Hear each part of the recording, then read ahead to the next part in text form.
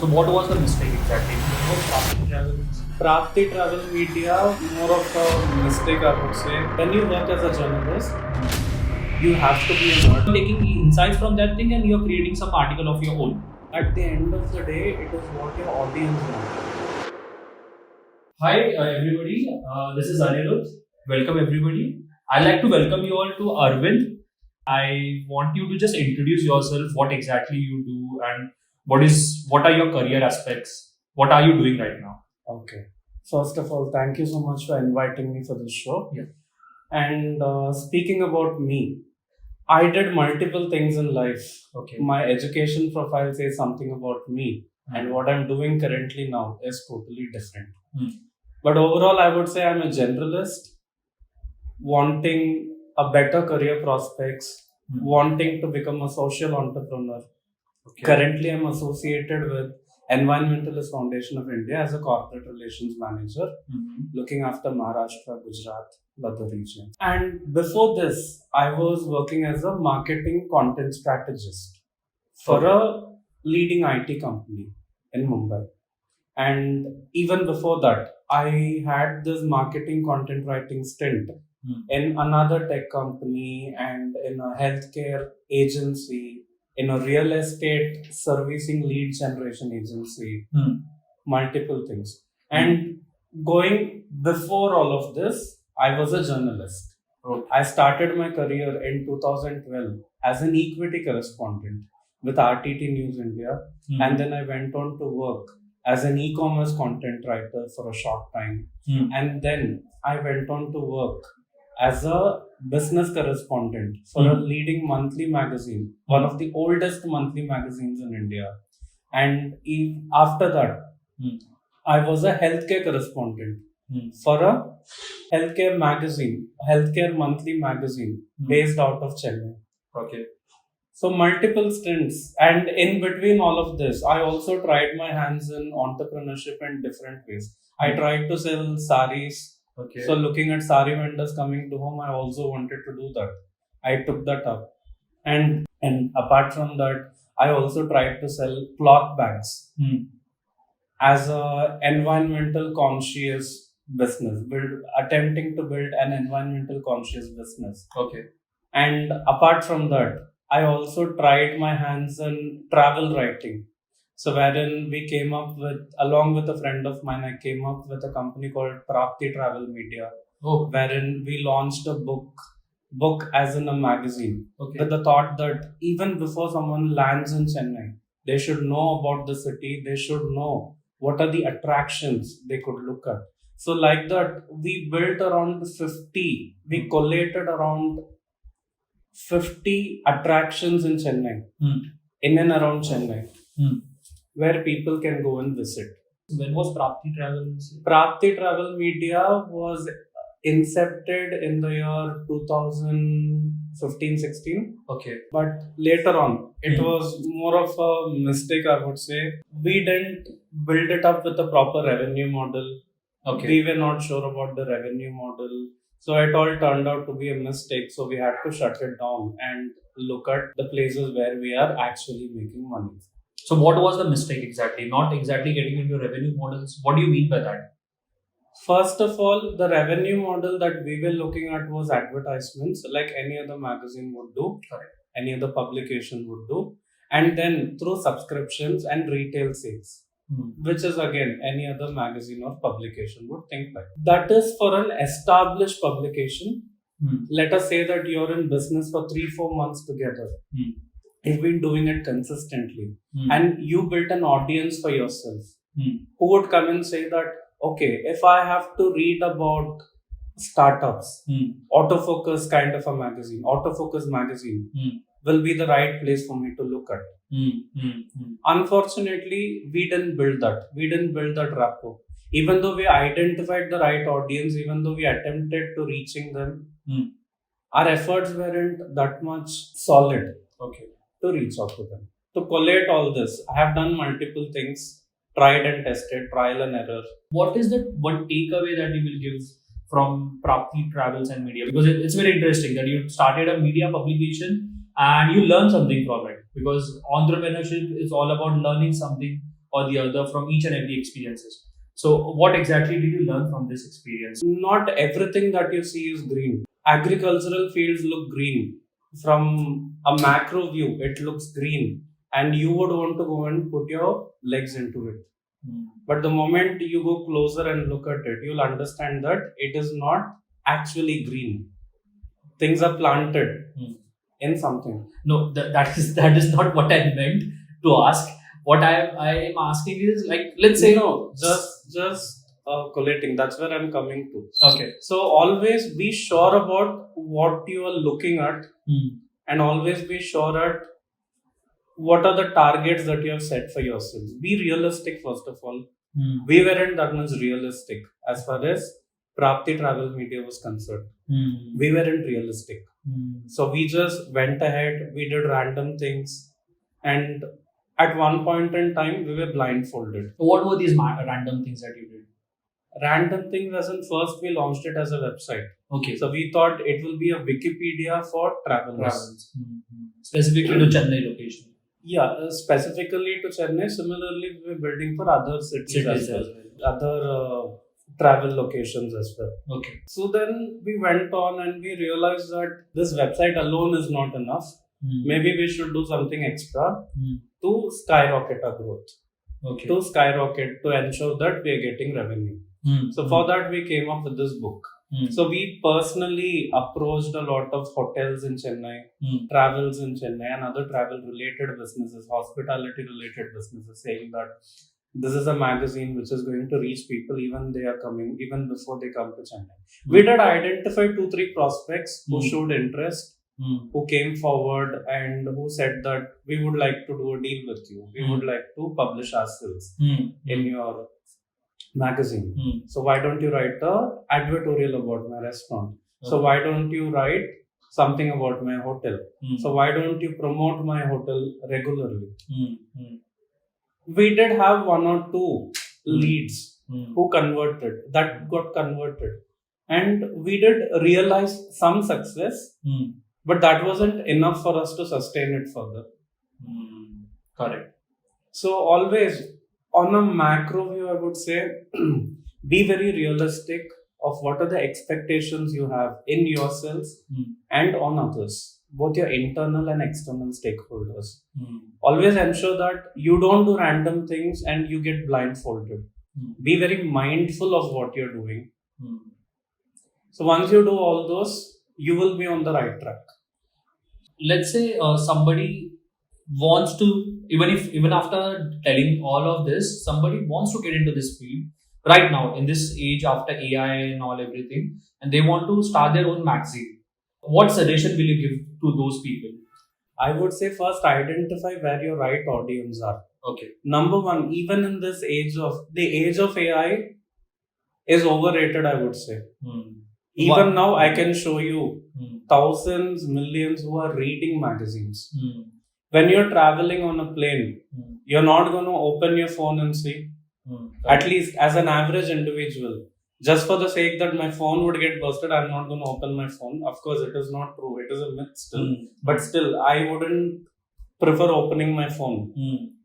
I completely switch off my phone. So that is where I reach out to the in-house magazine of the airline. Hello 6C or whatever it is. I reach out to it and I tend to read it. So whatever it is there, whatever features are mentioned there, I tend to read it. And there are times you really don't want to look at your phone. I am such a person. I will never look at my phone every time. I want something. I want some distraction. I want peace. I want to sit separately and I would like to read a book. I would like to read a magazine. Every day I tend to read Condé Nast Traveler. I tend to read Outlook Traveler. So similarly now what is happening is, along with the age of AI, there is also a niche market coming up for thought leadership. And all this thought leadership, whatever is coming under thought leadership, there are publications coming up for thought leadership. Okay.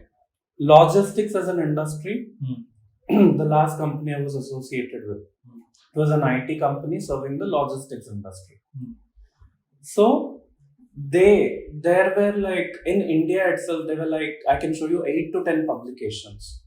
Like I can name them as well: Cargo Talk, Cargo Insights. We have Logistics Insider, Stat Trade Times, ITLN, the Indian Transport and Logistics News, and we have Logistics Update Africa, the Lodestar, and we have Air Cargo News, Air Cargo Week, Air Cargo Next. These are Indian and global. Payload Asia, based out of, if I'm not wrong, it is based out of Singapore somewhere. Okay. That is another major publication as far as Asia is concerned, Asia Pacific is concerned. So wherever there is thought leadership, that is where AI is taking a backseat. AI cannot produce thought leadership content. What do you mean by thought leadership exactly? You are the founder of a company, or consider that you're a CEO of a company, and you understand your industry very well. Nobody understands your industry as much as you do. That is why you're in the business. That is why you're successful in the business. Correct. So you have unlimited insights that you can tell people. Whenever I sit with my CEO, whenever I sit with my founder or whomsoever, any senior person, I tend to get a lot of insights from them. Okay. They tell me things that will put me to shame. Some have even asked me this question: are you really sure you want to work in this industry? Because if you really want to work in this industry, you would have taken a lot of effort to learn. You haven't taken that effort to learn. This is the kind of things I went through when I grew up in my professional life. Why were they saying this thing? Because number one, as a journalist, when you work as a journalist, you have to be a nerd. You have to read a lot. Unless you read, you cannot write. So every time people say that I have writer's block, I'm not able to write. But whenever I told the same thing to my manager, to my editor would always say, that is bullshit. You cannot talk like that. If you want to write, you have to read. Read a complete magazine, read a full book, you will be able to write. Ensure that every day. You would be surprised to know that, this would even go as a political statement though, but this is about a person who I admired the most. Jayalalitha, the former Chief Minister of Tamil Nadu. Okay. People say that she is someone who would read one complete book in one day. Okay. If she takes a book, she finishes that book in one day. And she is someone who would have insights on that page 1, page 0 to the last page. She would know everything on it. That was the kind of insights she grabs from it. That was her perspective of how reading should be done. So she was lauded for that in many places. So similarly, my editors would say, you should be reading that way. You have to read in such a way that even if I pick a random page and I ask you, tell me what is written in this page, you should be able to tell me completely. If you're not able to do that, you cannot grow. You will never grow. That is the kind of thing even today, like whenever it is that I'm forcing myself to read, I cannot read. I cannot finish a book in one day. That is not my capacity. But my capacity is like 3 to 4 days I can finish a book if it is something very interesting. Whenever I pick a novel of Ravi Subramanian, I'll be able to finish it in like 3-4 days. Okay. So otherwise, like, there were some non-fiction books which I read before, which I had completed in a week or two as a whole. Is the industry all about, your journalism industry, is it all about following others' footsteps, or do you think it is changing now? It is not about following others' footsteps. Because what you're telling me is that your editors are suggesting you to read something which you might not even like to read, or maybe not that much interested, and then only then you will be able to write some editorial articles or something about it. So if everything is about, this is like following footsteps, right? You're reading something and you're taking insights from that thing and you're creating some article of your own. That's what I got the gist about, right? See, at the end of the day, it is what your audience wants. There are times we wish to do what we wish to do, and we find a pleasure in that. But is that pleasure giving pleasure to the other person. Do people, like, let us say that you're so much interested in search engine marketing as a concept. But I'm not so much interested in search engine marketing. I'm rather interested in search engine optimization. So I keep telling you about search engine optimization. You will lose interest in me. You will walk away. So it is always about, it is not about reading what you like. You can read what you like. But if you're writing for that audience, for one particular set of audience, it is always necessary that you understand what they want.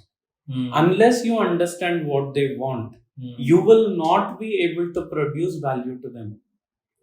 Unless you produce value to them, you will not survive in the market. You have to produce value. Only if you produce value, you're valuable to the company you're working with. You're valuable to yourself as an individual. So you build a strong case for yourself. And there is nothing about following others' footsteps. You can always, as far as writing is concerned, I would really say, if you build your own narrative, if you follow your own style, you will have a separate audience for yourself. You can follow your own style and you can narrate it in a way that people would like. You can give the information. Dissemination of information is going to be the same. Let us say the news that we read every day, the trending news that we read every day, it is written by everyone. Times of India writes about it, Hindustan Times writes about it, The Hindu writes about it, New Indian Express writes about it, Outlook India writes about it. But what is the difference between Outlook India writing about it and Times of India writing about it? And what is the difference between The Hindu and Times of India? There are two different ways, because they have a different set of audience for themselves, and they are writing it in such a way that they are addressing their audience, and they are writing in such a way that their audience will relate to it and they will derive something of it. So whenever Money Control is writing something, it is going to be based on what? Finance, money, something like that. Stock market, basically. Correct. Stock market, basically. So they write it in the way which attracts the trader's attention. Budget. Budget news was covered in different ways for people. So there were different aspects of budget. But capital expenditure is something the common man is not so concerned about. Any common man will go and ask, what is capital expenditure? I don't care what is capital expenditure. Did they announce any freebies for me? A farmer would be interested in seeing that what are the subsidies I'm getting out of this budget. Correct. So entrepreneurs would look at it in a way that what are the sops I'm getting out of, we are getting out of it. So there were some specific industries that were announced. EV industries over boost recently. So that resonated well with the automobile magazines. Automobile magazines were writing about it more. They wrote it in such a way that because of this announcement, in the next 10 years, the EV industry is going to grow this way. The EV industry is going into this path. So more charging stations are going to come, and more electric vehicles are going to come, more two-wheelers, three-wheelers and four-wheelers are going to come. So every 10 kilometers, we should have a charging station. A lot of things are coming up. So it is always about you building a style for yourself, and you are making your audience accustomed to that style by presenting the information they want to read, so that they derive value out of it. Can I just say, it is just the perspective that they are giving to their particular set of audiences. They are actually establishing a perspective and then delivering that same perspective to the audience. Is that what it is? Understanding the audience perspective and combining your perspective and the audience perspective together. Okay. You don't have to write, earlier when I grew up as a child, I grew up reading Hindu newspaper. Hindu newspaper is known for diction. People say that, my mother would say, Like, you don't read Hindu, you read some other newspaper. I'll get you New Indian Express. That will be easy for you to read. But still, like, I wanted to read Hindu. Why? Because their diction was so high. What we find in the regular newspaper is different, and what we find in their Frontline magazine is totally different. Sports Star had a very different thought. Correct. So, reading all these, it kind of, one way people would say that it will build your vocabulary, it will do this. But my editors would always say, you can build your vocabulary, you can do whatever you want. But is your audience ready to read that vocabulary?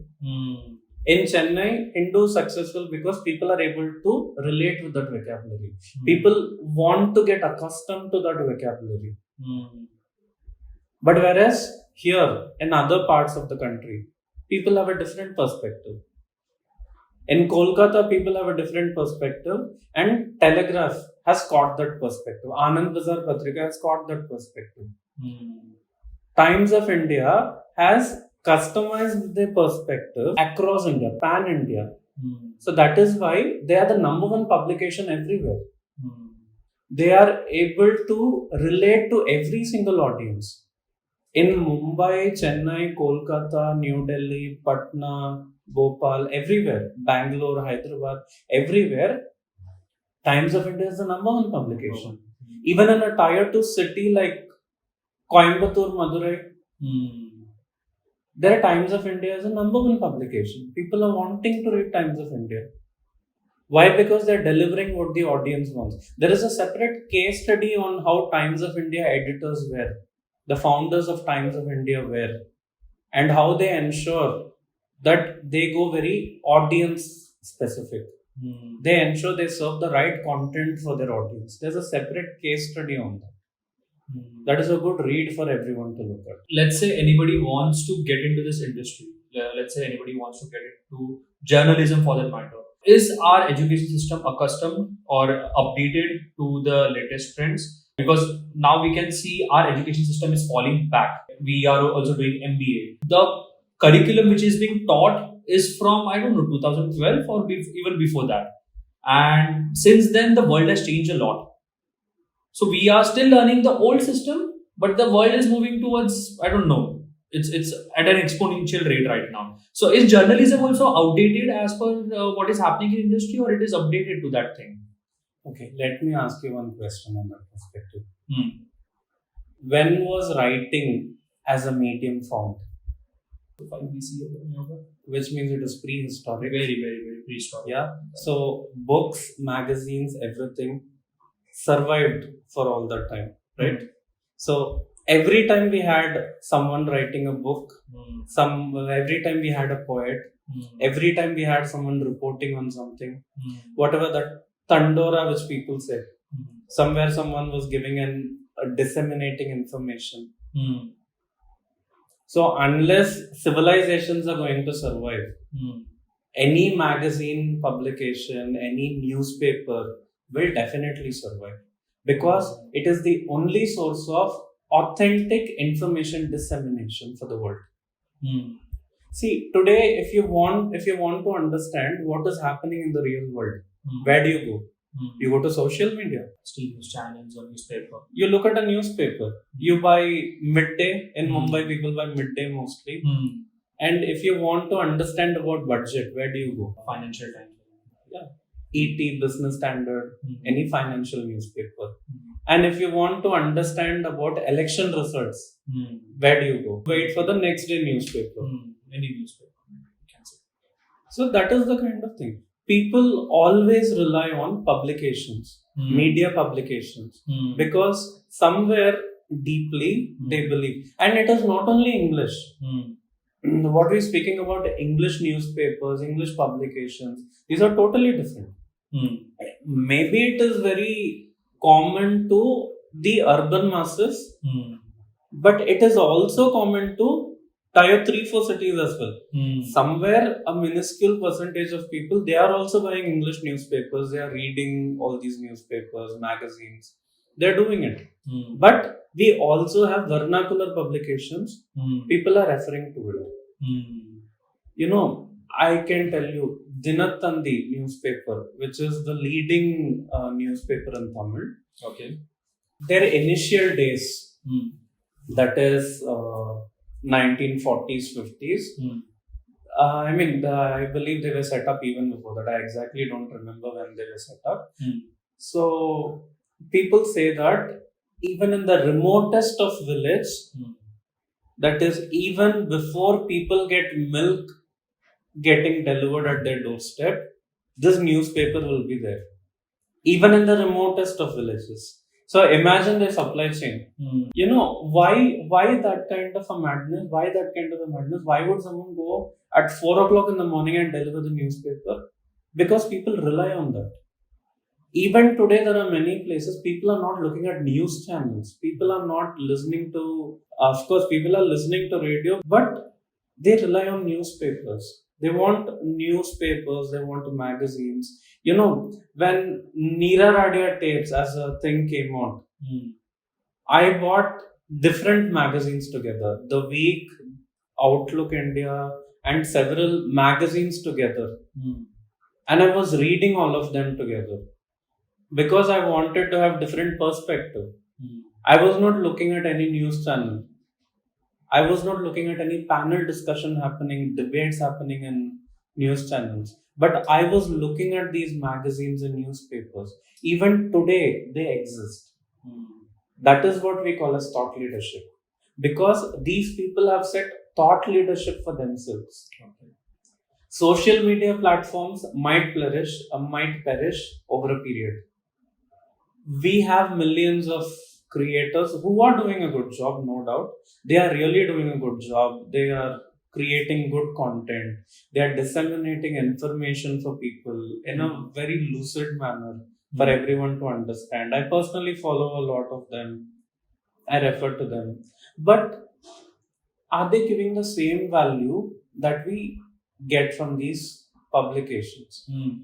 Can they give the value that I get out of this newspaper, a Hindu or a Times of India or an ET or a Business Standard? People talk about creators speaking about brands. Think School is one wonderful creator. Correct. He speaks about different Indian brands. Correct. But how many people know Business Standard has a separate column on brands, and they speak and they review about every single advertisement? Fortunata advertisement featuring Akshay Kumar, they had a separate full page column on it. They reviewed that advertisement in such a way. These are reasons why I really cherish reading newspapers. I'm still not able to find. There are exceptions. We refer to, as far as creators are concerned, in YouTube, Instagram, and other places. There are exceptions. I look at everyone. I refer to them, and personally, I take a lot of insights from what they're doing. But am I really getting the kind of insights that I'm getting out of these newspapers? Because when I read something, or at least it is very specific to me, and I'm sure there are more people like me. That is why one of the leading writer, he said that there are more writers in India than readers. Because people are reading so much that they want to do something. They get inspired. They are getting inspired and they are wanting to do something. Why? Because of all these offline publications. Because for ages, or at least we grew up that way. Somewhere somebody told us, you should read newspapers every day. So people say that MBA, you told me that now that MBA people are coming forward, and do you know, Symbiosis has a course called MBA Communication Management, which deals with media relations, and it deals with corporate communication, and it deals with a lot more things, which is connected to this. And the number one institute for journalism in India, journalism and mass communication in India, is IIMC, Indian Institute of Mass Communication. It is the IIT IIM for journalists. Okay. and very few people get selected there. It is part of the Ministry of Information and Broadcasting, where in some cases even the ministers themselves will come and teach you. Former ministers, bureaucrats, they will come and teach you. The kind of insights you get from them. I heard that Mr. Arun Jaitley and Mrs. Ambika Soni, these people are regular visiting faculty there. They come and teach. So similarly, and in Mumbai we have Xavier's Institute of Communication, which is a wonderful institute for learning. No, even some of the former professors and faculties who work with Xavier's, they are taking separate classes outside as well. So many people are joining them. They are learning from them. Don't you think, as per the growing trends, so attention span is going down of people, let's say teenagers or youth? The attention span, because of social media, let's say, the attention span is going down, and people, like you said, there are very less readers than observers or watchers. Or this scrolling action is much more convenient for me, and to gain that information in 30 seconds is much more convenient for me than to read their entire blog in 10 minutes. Let us say that you're scrolling. While scrolling, what do you see? Different type of information. I don't know, various type of content itself. But then let's say there are some publications, there are some media channels which are there on Instagram as well. If I go through their feed, I'll get the same information which I'll get in the paper, right? So what is the difference? No, but still, let us say that you're opening that link which you find.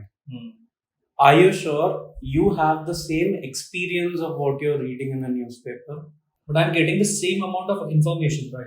But are you able to consume it? That is the question. Okay. So all you are saying is that what we are getting out of a newspaper, newspapers and magazines have a different level of engagement with people. People buy newspapers and magazines for a reason. Because they cherish holding something in their hand.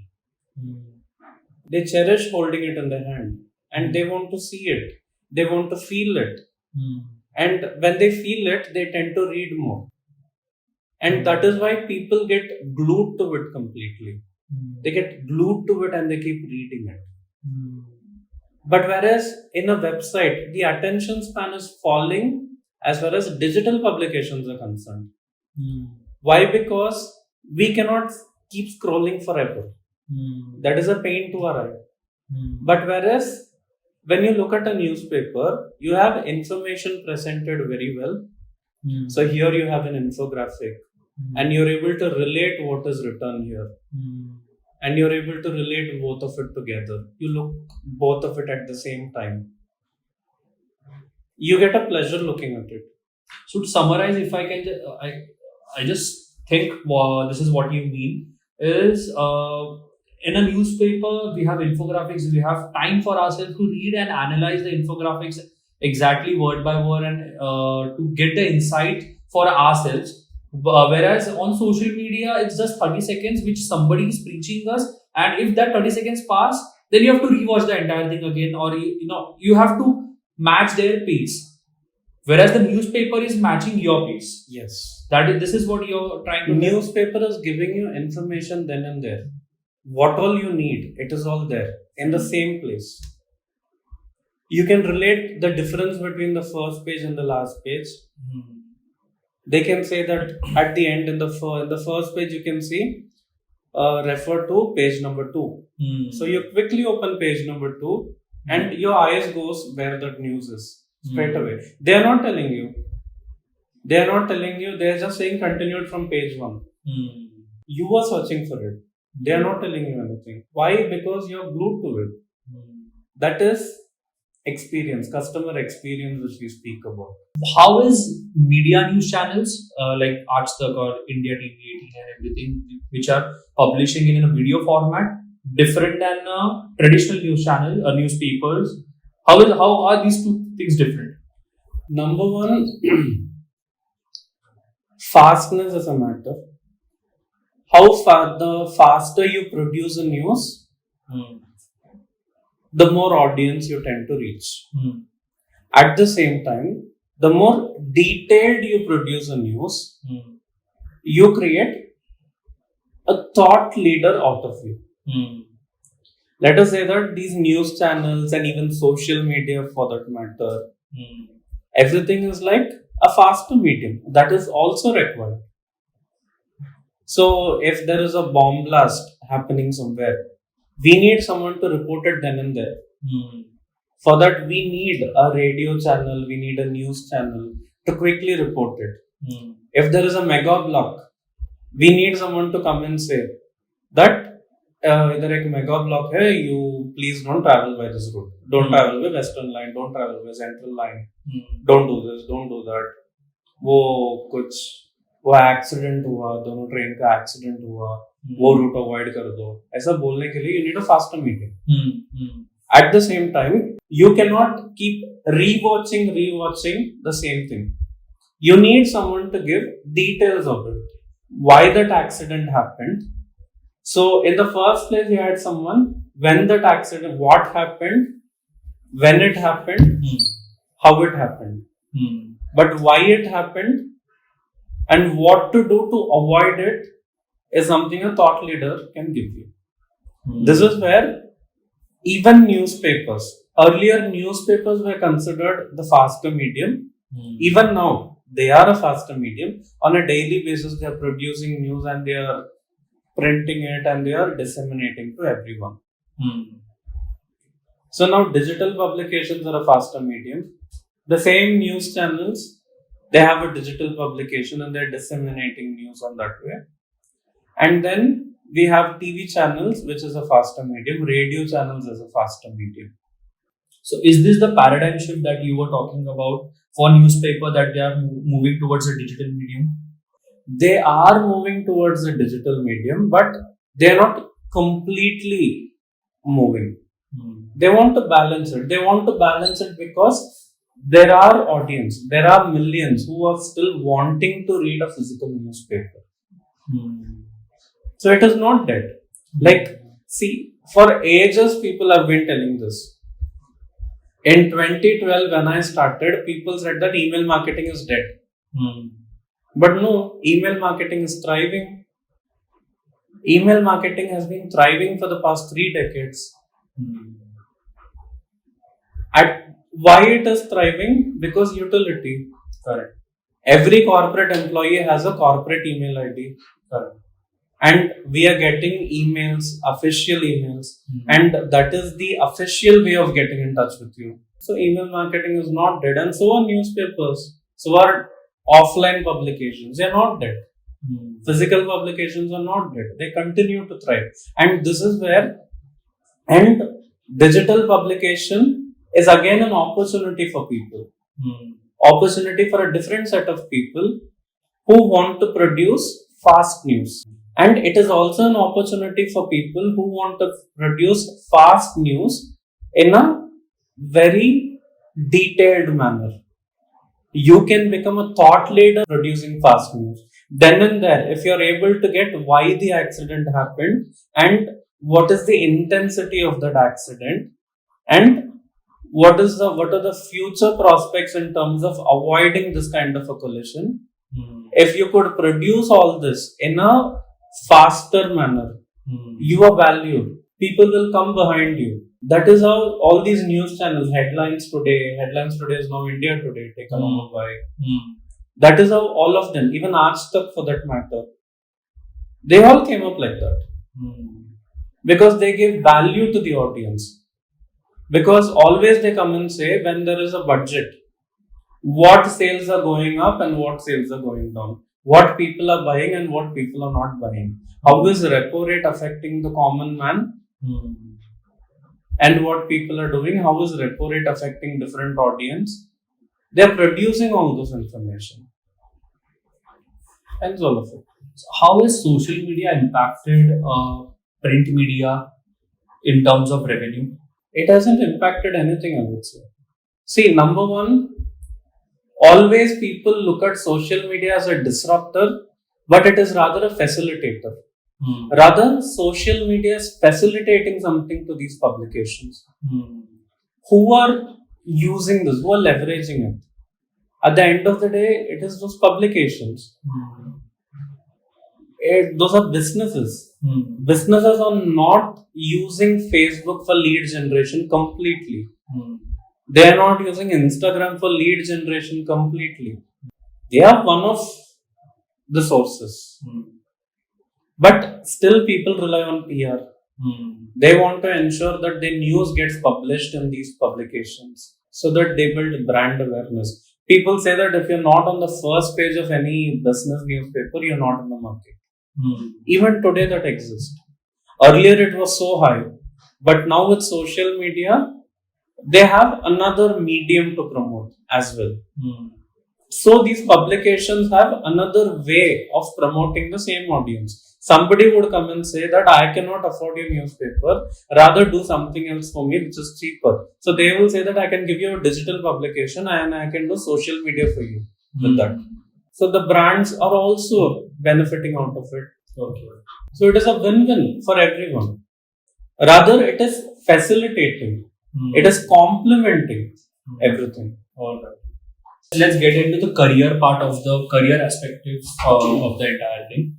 Let's say somebody wants to get into journalism. Like you said, there is IITs, IIMC, Indian Institute of Mass Communication. Indian Institute of Mass Communication is there. So, is there any entrance exam for this thing? They do have a rigorous entrance, so Okay. you have to pass through that. I think they do have a written test, and then they have a group discussion kind and all those. I'm not completely aware of the process, but they do have a rigorous entrance test, and not the creamiest of the creamy will get into it. Okay. So, and where is it located? It is located in Delhi, New Delhi, and many people are aspiring for it. Many people are aspiring to get into it. And the second most important is Xavier's Institute of Communication. And more than all this, we have Asian College of Journalism in Chennai, which is the go-to place for everyone now. Like, it is part of the Hindu group, and most of the journalists in Chennai I see, they passed out of ACJ and they get placed in the Hindu business line. And even other newspapers like the New Indian Express, Financial Express, Money Control, and all other publications, they easily get placed. Okay. So the exposure you get out of these top institutes are in a different level. Even they have a rigorous entrance format, like wherein you would have a professional interview, you would have to write a entrance exam, and then you would have a group discussion. And there are different streams as far as journalism is concerned. It is not just political writing or general news writing. You can write on business, you can write on sports. Sports journalism is something that is not picked up in India till now. Okay. Why do you say so? Why? Because how many sports magazines you find in India? It always comes at the last page of each and every paper, I would say. I'm talking about the magazine. A specific magazine. Nothing that I could recall of. Sports Star is one. Apart from that, do you remember something? No. That is how it is. And Sports Star as well is more cricket. So why is it like this? Because in India, people are promoting sports, right? So there is demand for that thing. Then why are there are no more sports magazines? The demand is there, then the entrepreneurs are always ready to put in money and get something out of it, right? So why is it that they are not taking up this as a profession, sports magazine as a business idea itself? Why? Because people look at sport as a time pass, right? We look at cricket. Her match Sunday को होता है, Sunday पूरा बैठ के match देख के खत्म करते हैं. But people don't look at it as a thought leadership format, right? So that is where the audience are. And why? Because you can come up with something which is fun enough. CrickBuzz as a website has good information to promote, and they have a good readership as well. But mostly people look at CrickBuzz for sports. Correct. And many people read the last page of the newspaper for sports news, and that too not beyond cricket. They are wanting to read. And did you ever see a magazine coming out for football in India? No. Because there are no takers for it. Unless there are no takers for it, you would hardly find anything coming out. There are influencers nowadays in social media who are like the pioneers of any industry, the influencer industry. They can change an industry if they want to. So, are there any influencers for print media as well? Are there anybody such who there might be somebody, some role model in print media as well? So, could you just name those and why exactly are these people called the role model of print media? Okay. I cannot tell you any big name as such who are like in the limelight as such, because I never followed anyone that way. But I would call Mr. S. Vishwanathan of Industrial Economist. I worked for Industrial Economist under him for 10 months. And I would say that he's, as far as South is concerned, he was the first person. He incepted Industrial Economist in 1968. And since then, he has been writing about business news in South. Because unlike North, here you find a lot of conglomerate companies who are reporting their news, and all of them are listed as well. And so are businesses in South. They are also listed. But only difference is people in South, all these businesses in South, earlier in those 60s, 70s, they were a close circle.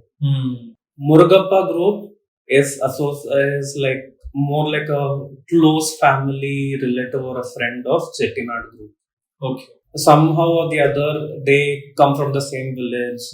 There is a good possibility that they are relatives with each other. Right? So what happens is that information flows between them, but they would not want to give anything outside that. TVS Group is a wonderful business, and there are companies incepted by TVS itself, different subsidiary companies, and they come out as a profitable organization later on, and they also form a separate group. So getting information out of them was very challenging for them. Was very challenging for any journalist. So what do you mean by getting information from? So insider news is what you are trying to tell about or talk about? No, even about the basic revenue information. Okay. Even how much they are earning, how much impact they are making in the industry, how much sales they did, how many vehicles they sold. Even those information, people found it difficult to get those days. But this person whom I'm talking about, Mr. S. Vishwanathan, he was among the pioneers as far as business journalism in the South is concerned. He brought out news for people, and he brought out news and he presented it in such a way that it attracted attention across India.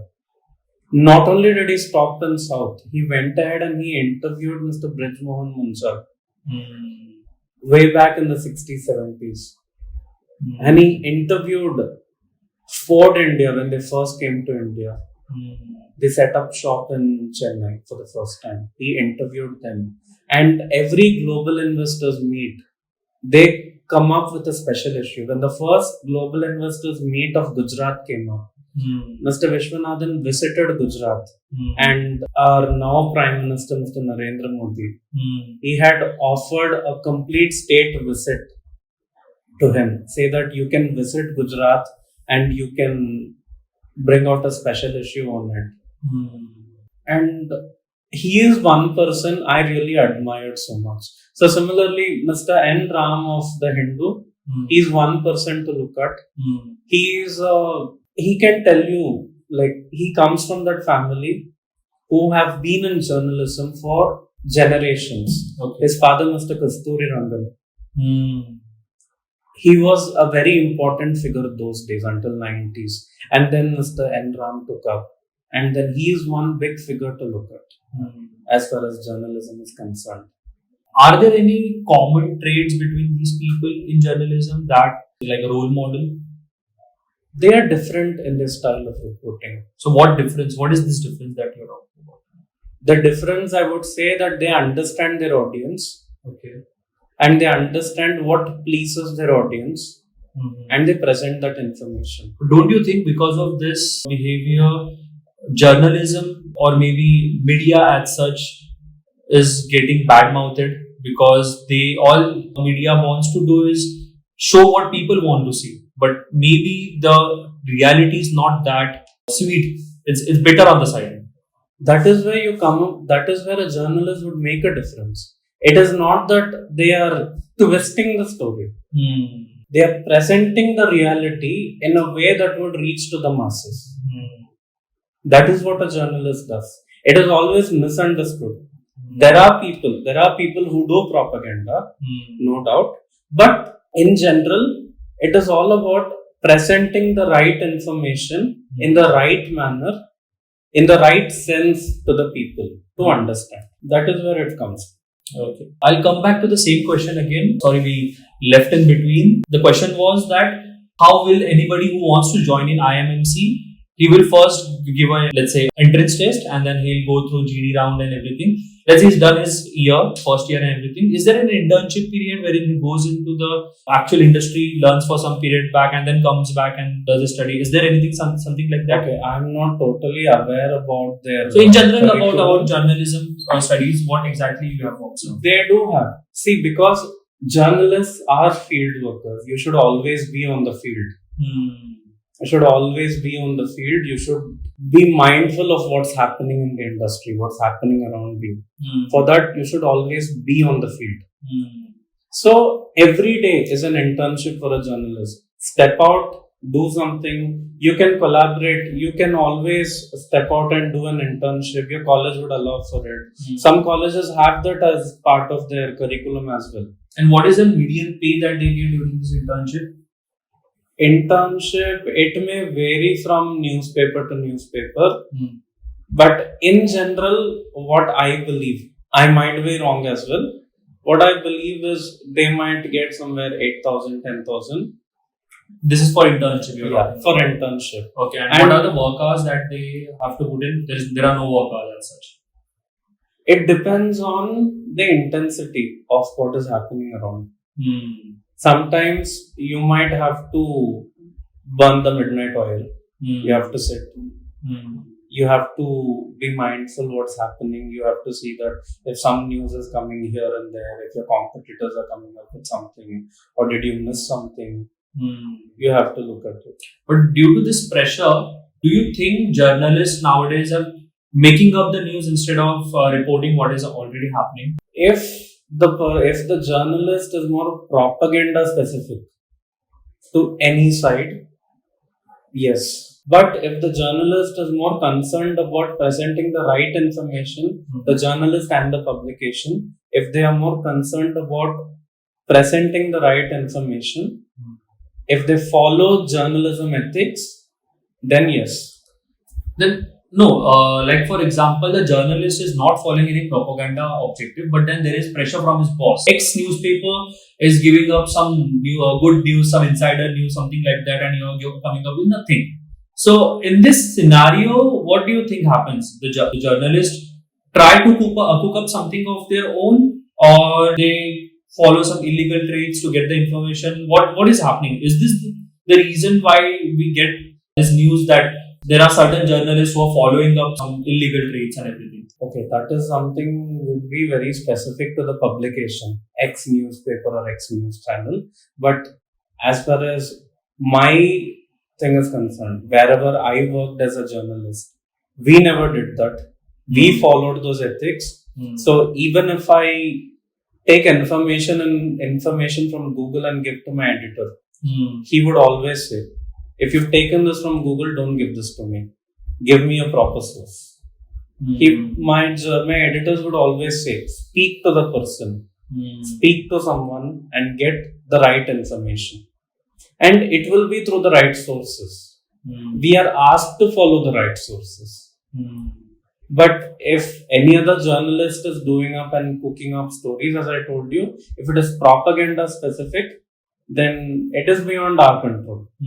So as individuals, as citizens, it is our responsibility to understand the difference between a propaganda and this thing. The reason why I'm asking this question is that journalists cannot come up with stories every now and then. Then what happens in between this time when there are no stories? What is it that the journalists do? There isn't a possibility that there are no stories at all. There are definitely stories. Only thing is, you have to look into it. You have to speak to the right people and understand. Or you have to look at the progress of what's happening. So Ram Mandir construction. So it has been in discussion for long. So 2020 during the pandemic, we had this Bhumi Pujan. And why it took 4 years long, they can do a story about it.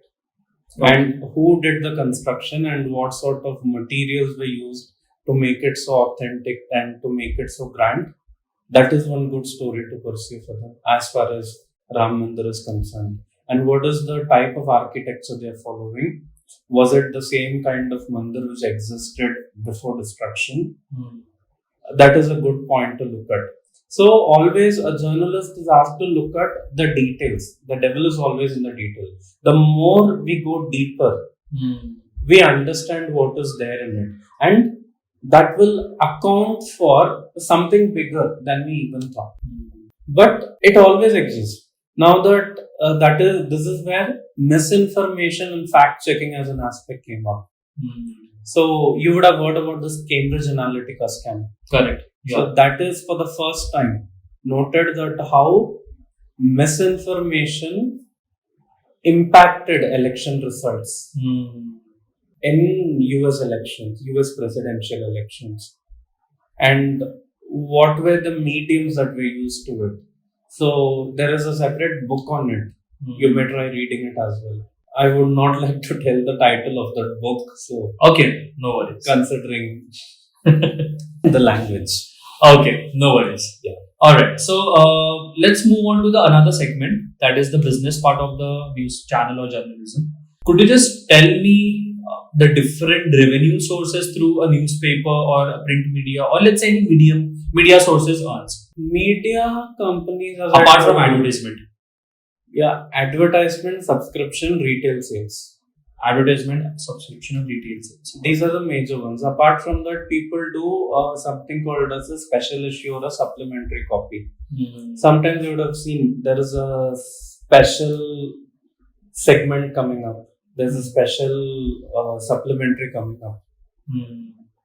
So that would have been funded by someone, and somewhere it is written that it is sponsored by this person. Okay. So, and the news is completely about them or about that industry or about any specific association. So, when Tamil Nadu Global Investors Meet came for the first time, we did a special issue. So, we were a partner organization. So, even that accounts for separate advertisements altogether because it is a special issue and because that book is going to stay for long, forever. So an advertisement in that book is more valuable. So we saw like 120 businesses coming up with an advertisement, approaching us for an advertisement, both state-run organizations and private companies, public companies, everyone. They're coming up with an advertisement for themselves. And apart from the retail sales of that book, that is one interesting thing. When I was working for Industrial Economist, so I proposed to my editor, why don't we look at retail sales as an aspect? So he told me, so why don't you only go and sell it somewhere? So I identified 3 newspaper shops where I can place it. So they happily took it and they placed it. And every month I was giving 20 magazines to them, of which they managed to sell 8 to 10 of them. And the remaining I take it back the next month, and whatever was earned, they take 20% commission or something and they give me the rest. Okay. So that is another source. And there are distributors for it. Not that every journalist would go and do it separately. There are distributors who automate the process, who take it to other cities, who take it pan India, who ensure it is placed in bookstores like Crossword and all these. And it all happens. Okay. So there are a whole lot of things to do. Okay. I would like to understand. So we understood about journalism. We understood about how to get into journalism. We understood about the basics of revenue streams of journalism. If anybody wants to start journalism, let's say, तो वो कैसे करेगा? What is that first step that he or she has to do? Just that you need to have a flair for writing. Just you need that flair to produce information in the right manner, the right information in the right manner to people. So that is where it is. And that is what you're being taught in journalism and mass communication courses, BSc, MSc. Every university, every college has such a course for sure. So anyone can pursue that course and become a journalist. Otherwise, BSc Visual Communication too is a good course to do and take up career in journalism. So, how many categories are there in journalism?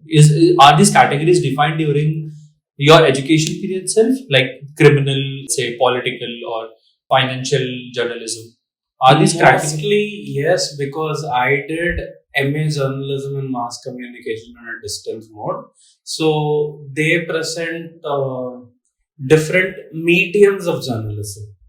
But genres and categories, it is not something which is defined in it. As at least in the curriculum that I had, it is not defined much.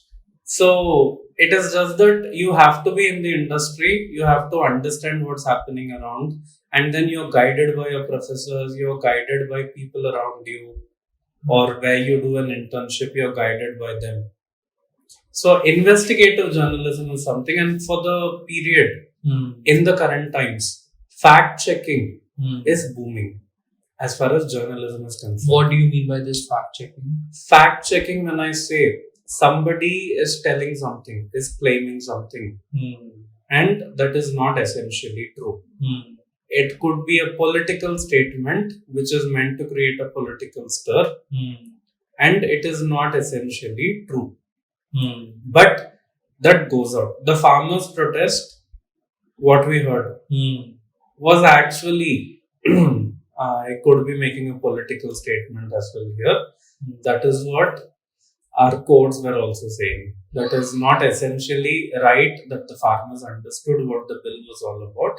They were just claiming that minimum selling price was not so good for them. And that was more of a misinformation created, a panic created by someone in the market.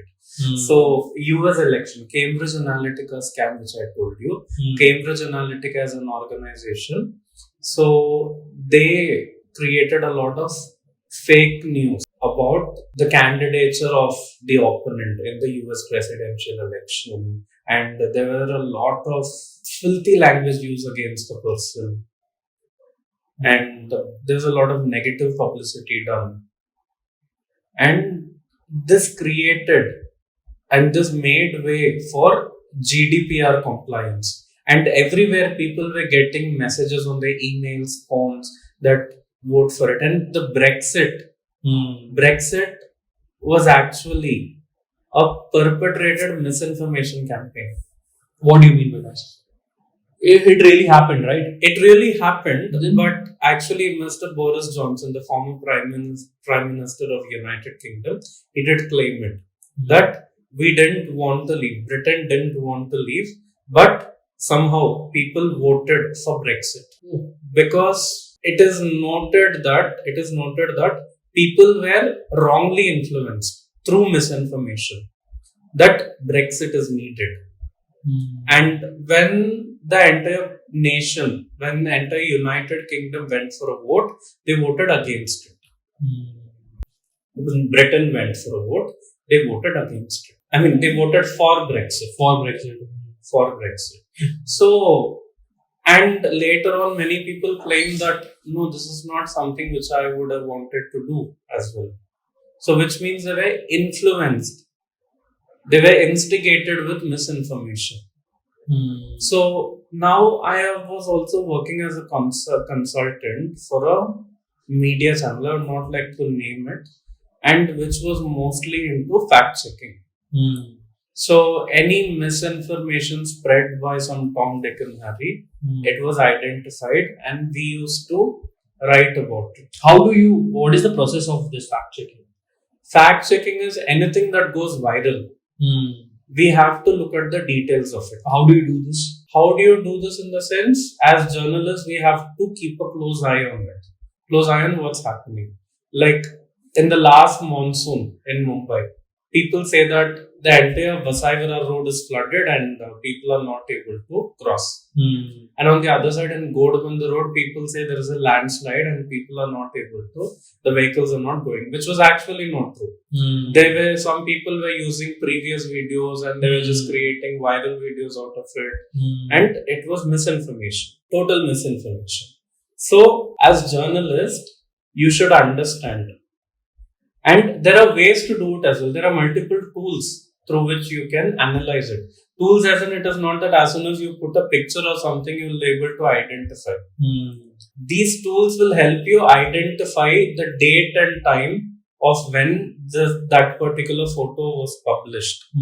So if it is one of the previous photos used for something else, you will be able to identify it. You can use Google Images for that matter. Yes, you can use Google Images. And luckily, if you're reading thoroughly, if you're reading widely and thoroughly, sometimes you will be able to make out, no, this is not something right. So, Alt News is one fact-checking company. And there are many more. And even all other publications, nowadays, they're coming up with a separate segment for fact-checking as well. Okay. Let's move on to the last part of our podcast, that is the risks which are involved in this. I think that is the most interesting part. Everybody will be interested in as well, because there is a bigger aspect of criminal journalism, or maybe whatever journalists are doing is, I wouldn't say it is the safest mode of doing anything. They actually get into the mouth of the lion and take out the share out of it. So what exactly would you like to tell about this? What are the risks that are involved? Is there any life threat which is there, or anything related to health that you would suggest that might have happened in your curriculum, in your career, that you might have observed? In my career, I would say I never had that, but I always ask questions in a very straightforward manner to people. So, not essentially the response that I get from people is very pleasing, but some people don't. If it is truth, people didn't mind revealing the truth.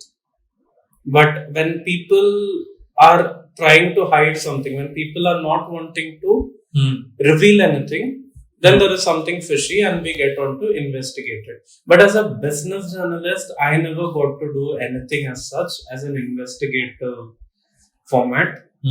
So my editor would always say, Mr. S. Vishwanathan would always say that first of all, you have to be fearless as a journalist, but don't go overboard and ask questions that would completely make the person Furious mad on you. Has something like this happened during your career? Not with you, but with anybody of your colleague or... One, I would say, I did ask question in an open forum, like wherein one of the RBI governors, when they organized this AGM, I did ask a question. I would not like to name the person. So I asked this question. Just that in that open forum, he was not willing to answer it, so he just moved on. So he just ignored my question. But at least I was happy that I was able to make that impact. I was able to show that we asked this question, but he never responded to it. But as far as risk factors is concerned, I have some investigative journalist friends, even today. They tell me a lot of stories. So one girl, she actually went on to investigate about human trafficking network. And she literally got caught into it and she had to be saved. So luckily, people were able to save her. People were able to save her, got her out of the danger. So, and then, but her father was not so convinced about that aspect of what she did. So he had to stop her from going to work further, continuing as an investigative journalist further. Do you have any special privileges since you're taking so much of risk for the nation and you're delivering the information or the news at the right time to the right audience? Do you have, in the Constitution of India, do you have any special privileges which safeguards you? Journalism is considered as one of the pillars of Constitution. And yes, we have the right to be fearless. We have the right to question anyone, anything. As a journalist, you can question anyone and anything, what is happening around. You do have that privilege. But only thing is, you shouldn't go overboard. And when I say overboard, you can ask question, you can be fearless, but you have to do it in the right way. Not that you present misinformation and question someone. You have to be sure about what you're asking people. If you're blaming someone for something, you need proof for it. You cannot straight away go and ask them that, hey, this other person is alleging that you did this. What are your thoughts? You cannot ask like that. Is instigation a part of journalism? Would you say something like this? Instigation is a part of misinformation, not journalism. Okay. Journalism, as far as my learning is concerned all these years, fearlessness, bringing out the truth, that is journalism. It is not about instigation. It is not about influencing someone. So not about influencing. Let's say there is somebody, let's say a person X who is not giving you the information, who is like the example which you gave me. You asked the RBI governor some question, but he's not giving you that, he's ignoring your question. So at that moment, if you instigate that person, may or may not, he will give some of the information about the question that you've been asking since long time. Okay, maybe I didn't have that complete skill, but I did see some of the senior journalists who did ask, who did have the knack to ask questions in a very decent way and ensure that he gave an answer for it. He or she gave an answer to it. But as a young journalist those days, I didn't have that skill. I would say at least that. So is it a requirement to be a journalism? Would you say something like that, or I would develop it over the period of time? You will develop it over a period of time. It is like how negotiation and persuasion becomes a part of management or any sales or business development. So this is also a part of journalism. Over a period of time, you need to know how to ask the most pressing question, the most sensitive question in a very decent manner, and you attempt to get that answer out of that person. Got it. All right. Is there anything that you want to, any message that you want to give to fellow aspiring journalists? I would say anything to them. I would just say fearlessness is the first aspect of journalism.